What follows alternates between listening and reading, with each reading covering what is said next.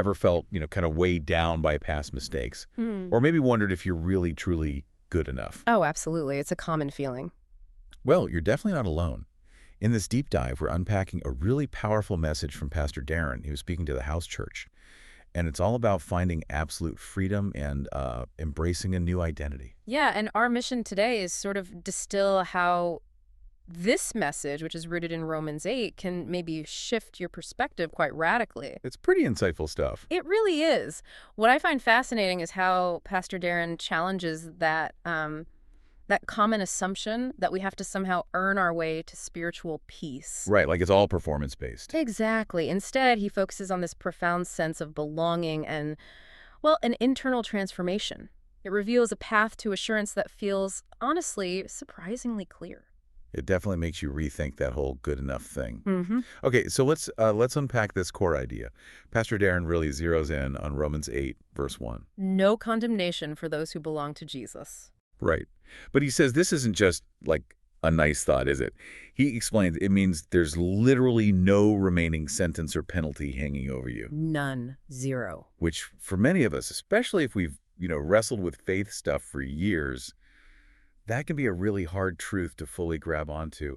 What are some of the roadblocks there? Well, that's crucial, isn't it? Because those roadblocks, they often come from that performance mindset we just mentioned. People often miss that no condemnation, Hmm. it's not just forgiveness. It's more like a complete legal and spiritual reassignment of who you are. A reassignment of identity. Exactly. And Pastor Darren brings in Hebrews 10:14, highlighting how we're made perfect, but, and this is key, because of Jesus' finished work. Not our own perfect actions. Definitely not. He's pretty candid about his own imperfections, actually. He emphasizes that those accusations you might still hear in your head, saying you're not good enough, legally, they have zero standing in God's court. It's like they're nullified. Nullified, yeah. Wow. Not just pardoned. Big difference. That distinction, performance versus identity, feels vital. And Pastor Darren illustrates this so well. He uses this sweet photo of his grandchildren Oh, yeah, I remember that part. to show how we are children of God like brothers and sisters in Christ. He even playfully mentions those old greetings like Brother Larry, Uh-huh. to emphasize that God is our only Father. And he also makes this quite poignant point about growth. He notes that even after 50 years in faith, you can still be a baby spiritually if you don't actually grow. Which leads to that shift in focus, right? The term Christian often makes us think about our actions, what we do. But being a child of God, well, that's fundamentally about identity. It's about who you are. And the actions follow from that. Well, yeah, actions naturally change with growth. But like Romans 3:23 reminds us, we're made right by grace, not by ticking off a list of deeds. So focusing on relationship, on being adopted, it allows growth to feel less like a burden and more like a natural result. Pastor Darren actually does this quick overview of the entire Bible, tries to do it in 30 seconds. Right. Which he admits ran a bit longer, humorously. Yeah, just a bit. But that rapid summary, it really underpins Romans 8, verses 2 through 4. The idea that the law couldn't save us because of our sinful nature. So God sent Jesus. Exactly. And this enabled the life-giving Spirit to free us, which, raises a really important question for you listening.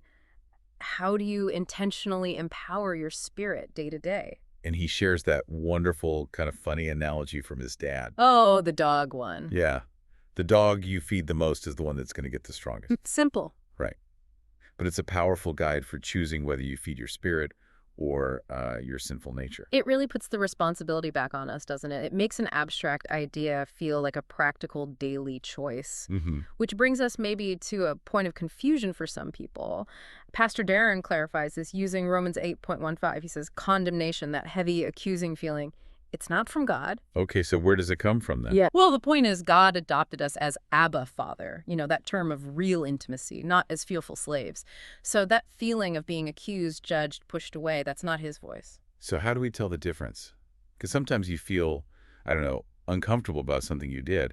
Isn't that God? Ah, right. Good question. We often mistake that discomfort for God's judgment.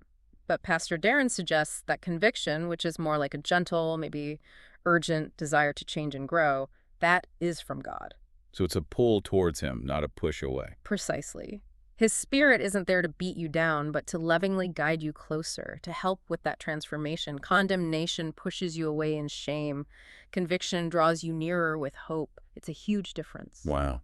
Okay, so this whole deep dive, it really celebrates that your worth, your value, it comes from being God's beloved children, period. Yeah, not from perfect performance or nailing some checklists. It really is a game changer if you let it sink in. Absolutely. The invitation is pretty clear. Just embrace this identity. Let the spirit inside you lead that daily transformation, step by gentle step. So maybe a final thought for you to carry into your week. What's one small intentional action you could take, maybe this week, to consciously feed the spirit within? Just one small thing. Yeah. And just see how that simple choice might begin to reshape your daily experience. Maybe bring some of that life and peace Pastor Darren described. Something to think about.